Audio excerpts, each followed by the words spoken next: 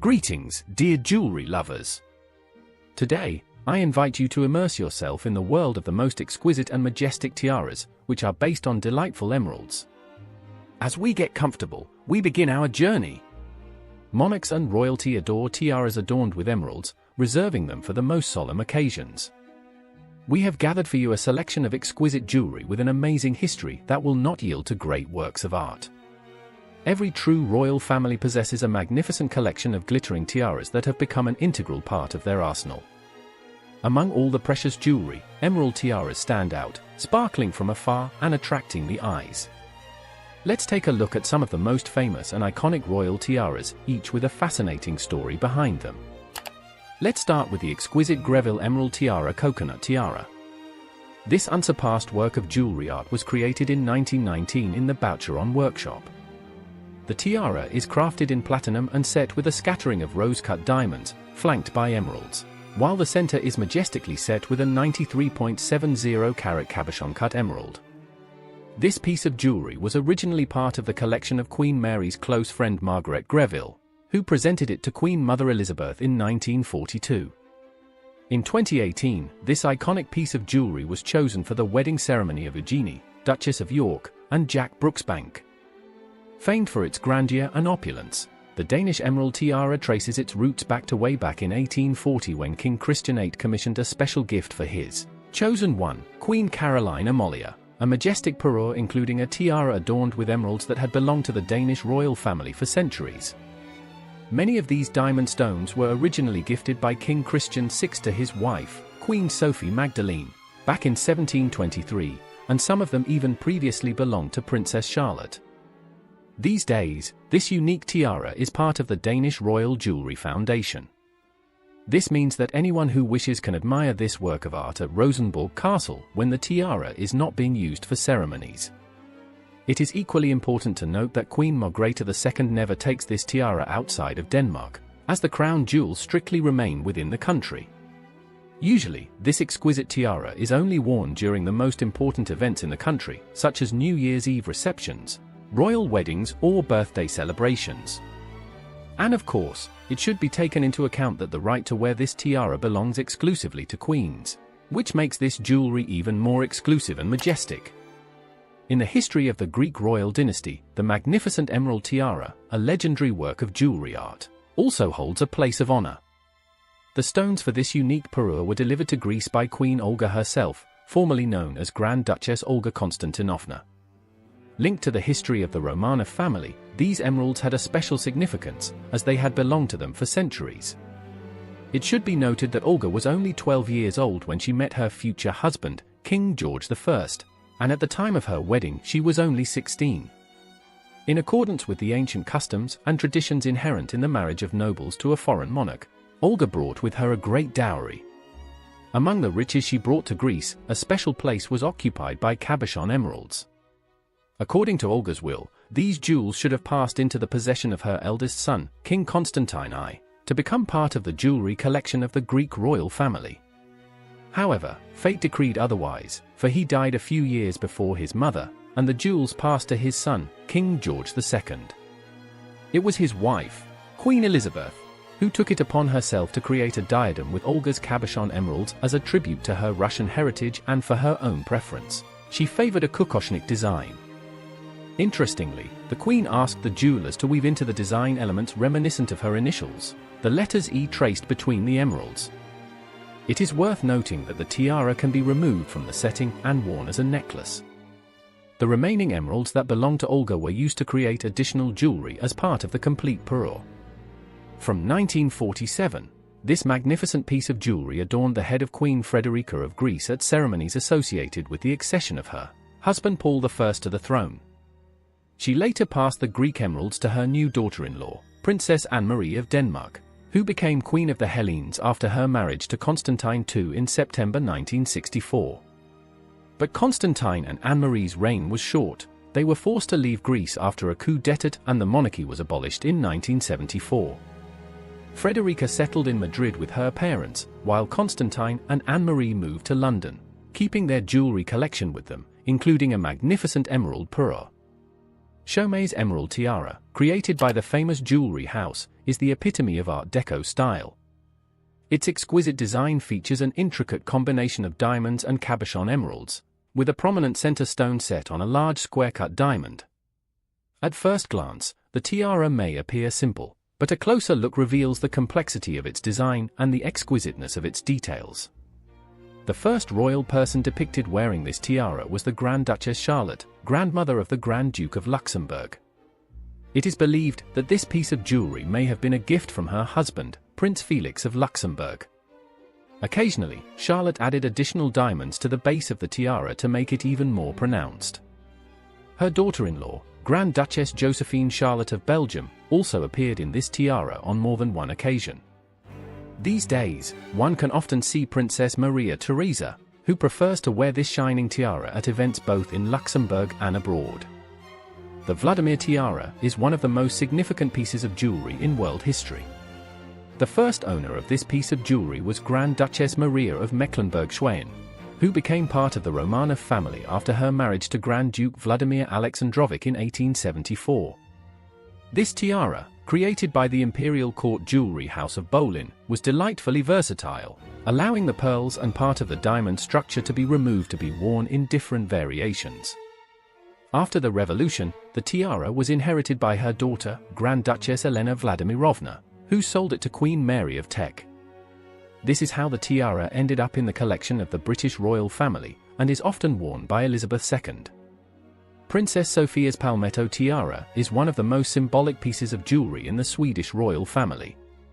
It first appeared in public in June 2015 when the princess married Prince Carl Philip of Sweden. This gorgeous piece of jewelry was a wedding gift from King Carl XVI Gustav and Queen Sylvia. It was based on one of the princess's emerald and diamond necklaces given to her by a Thai prince. To create the tiara, the queen sent the necklace to Thailand, partly to keep the gift a secret until her wedding day. The jewelry is set with tiny diamond palmettes on a delicate base studded with diamonds. Originally, the tiara had a rigid design and was worn as a crown. The emeralds in this jewelry are removable, and Princess Sophia sometimes replaces them with pearls or turquoise. The Netherlands emerald tiara is one of the most impressive pieces of jewelry in the collection of the Dutch royal family.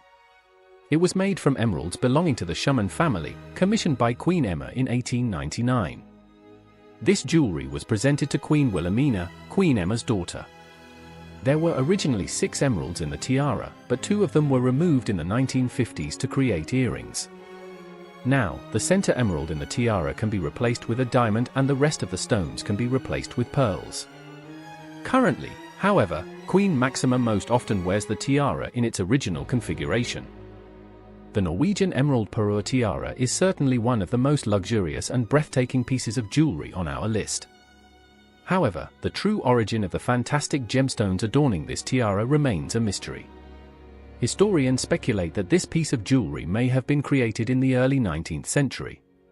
However, it is certain that at some point the tiara was purchased by Princess Augusta of Bavaria. After Princess Augusta's death, the jewelry was divided between her 3 daughters, Amalie, Empress of Brazil, Josephine, Queen of Sweden and Norway, and Theodolinda, Duchess of Angouleme. Amalie, who lived in Lisbon as the widow of Emperor Pedro I of Brazil, took the tiara with her. She kept the emeralds in her personal collection until her death at the age of 60. Her only daughter, Princess Maria Amelia, had passed away 2 decades earlier, and by then Amalie had no living relatives other than her sister, Queen Josephine, widow of King Oscar I of Sweden and Norway. As a result, Josephine became the sole heir and owner of the emerald tiara, which she decided to pass on to her sister-in-law, Queen Sophia. This custom of passing on the jewelry continued. After Queen Sophia's death, the tiara came into the possession of her daughter-in-law, Princess Ingeborga. She generously shared her parure jewelry with members of her family, including her daughter, Princess Martha. Today, this tiara is more commonly seen on Queen Sonja, wife of King Harald V. She has worn emeralds at the weddings of all 3 heirs to the thrones of Scandinavia, her son, Crown Prince Haakon of Norway, in 2001, Crown Prince Frederick of Denmark in 2004, and Crown Princess Victoria of Sweden in 2010. The emerald honeysuckle tiara created for Queen Mary is one of the most classic and impressive jewels. Its origin remained a mystery for a long time, but it turned out that the jewelry was commissioned by the Queen herself upon her accession to the throne. The tiara was originally commissioned by Gerard with E. Wolfe and Company. A distinctive feature of this tiara is its versatility. The centerpiece was removable and could be replaced with various gemstones such as a Cullinan V diamond, sapphire, or pink kunzite. In 1935, Queen Mary presented this tiara to her daughter-in-law, Lady Alice Montagu Douglas Scott, Duchess of Gloucester. Princess Alice later passed the jewelry to her sister-in-law, Birgitta, the current Duchess of Gloucester. Today, Birgitta uses the tiara in a variety of ways including honeysuckle, kunzite, and emerald. The flexibility in the choice of elements allows the Duchess to tailor the jewelry to suit different colors and styles of festive outfits, making it practical and easy to use. Let's start with the emerald tiara of Princess Katharina Henkel von Donnersmarck, a Russian aristocrat and wife of a German nobleman. When this tiara appeared at a Sotheby's auction in 2011, it was hailed as one of the most significant jewels they had worked with in the last 30 years. It was a true masterpiece that they had held in their hands since the last auction. This emerald tiara ended up being the most expensive tiara ever sold. The tiara was commissioned by Guido Henkel von Donnersmarck, a German businessman and nobleman, for his second wife, the Russian aristocrat and beauty Katerina Vasilyevna Sleptsova. Guido was perhaps the richest man in Germany and one of the 5 richest men in Europe at the time. His collection of family jewelry was simply impressive. The base of the tiara, set with 11 large yellow-tinted cushion-shaped diamonds, is surrounded by roses and brilliant-cut diamonds. Between the cushion diamonds are lily of the valley motifs, a line of laurel leaves below, and garlands above. The base of the diamond-set tiara is already a work of art, but the real stars are the 11 pear-shaped emeralds, which together make up about 500 carats. Originating from Colombia, these stones are perfectly matched and deep in color. Interestingly, these emeralds are drilled through, a technique that may seem unusual to those used to more modern setting methods. However, it speaks to the long and illustrious history of these emeralds. Both the shape and the drilling method are characteristic of stones made in India in the 17th century, and they were probably part of the collection of a Maharaja or other dignitary. These emeralds then traveled to France in the 18th century. When the tiara was first sold at a Sotheby's auction in 1979, it was noted that, according to family tradition, these emeralds belonged to the French crown jewels. Guido Henkel von Donnersmarck is known to have acquired the pearls from Empress Eugenie's collection for his first wife. The emeralds were inserted into the tiara around 1900. The authorship of the design is unknown, but it is in keeping with the quality of the work of the greatest French jewelry houses. It is likely that the tiara was made by Chaumet, as the Henkel von Donnersmarck family was a client of both Chaumet and Boucheron. In 1979 the tiara was sold at an auction in Zurich, and in May 2011 it reappeared at Sotheby's in Geneva, where it was sold from a private collection. The lot price exceeded expectations and realized $12,736,927, a record for Sotheby's. The tiara went back into a private collection, and for the new owner it was a very successful investment. Let's move on to the next jewel of our review, an emerald and diamond tiara presented by Prince Albert to his adored Queen Victoria. Victoria, being the monarch of the largest and most powerful empire of her time, had an impressive collection of jewelry. One such piece of jewelry is the emerald and diamond tiara that her husband, Prince Consort Albert, created for her. In 1845, the court jeweler Joseph Kitching brought to life the design of this unique piece of jewelry, which cost £1,150. Queen Victoria had complete confidence in her consort's taste when it came to her choice of jewelry. She was so impressed by this gift that she decided to wear it for a family portrait, which was commissioned from Franz Xavier Winterhalter in 1846. In this portrait, the Queen complimented the tiara with a set of emerald brooches and earrings. The tiara is in the neo-Gothic style that was popular in the 19th century. The centerpiece of the tiara is set with cushion-shaped diamonds and step-cut emeralds. The spikes on the tiara, alternating long and short, are set with emeralds and diamonds.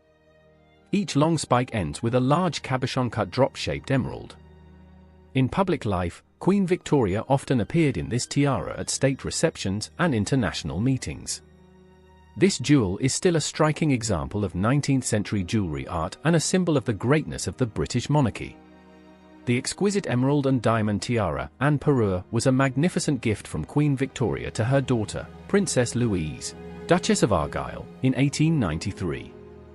Later, this magnificent piece of jewelry came into the possession of the Queen's granddaughter, Princess Alexandra, then Duchess of Fife. Thus, the tiara remained in the family possession for many years.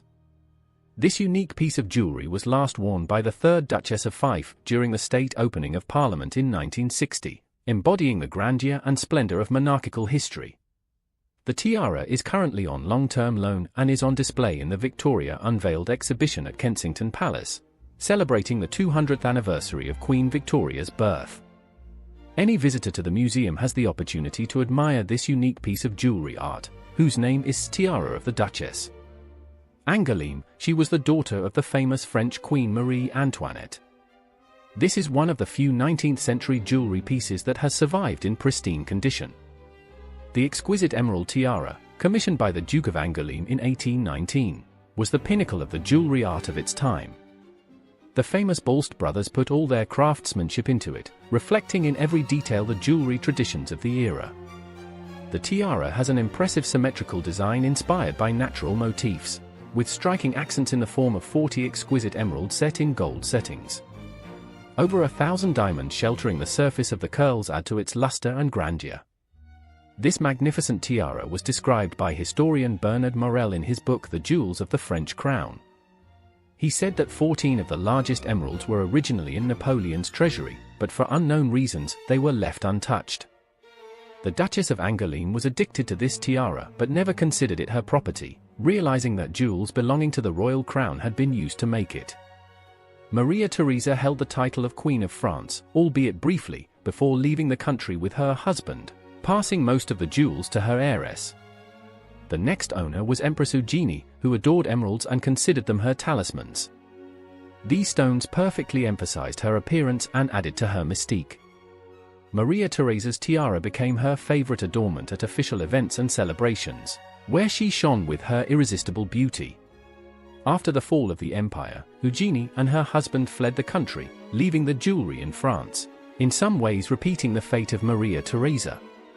The tiara sat idle in the treasury for some time until it was presented at the Paris exhibition in 1878, after which it was moved to the Louvre, where it continued to delight visitors with its splendor.